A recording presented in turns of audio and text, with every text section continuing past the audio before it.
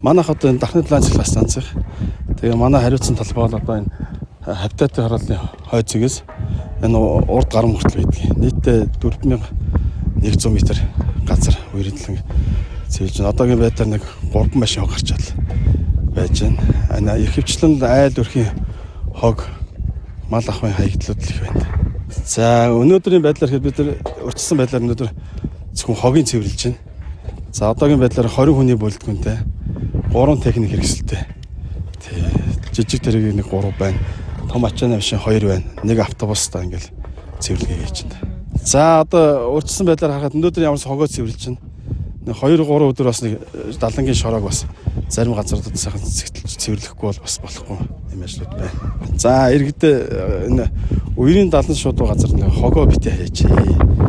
Энэ маань одоо Дархан хотын тийм ээ аюулгүй байдалтай маш чухал байдалтай учраас битээ хаяач гэж хэлмээр.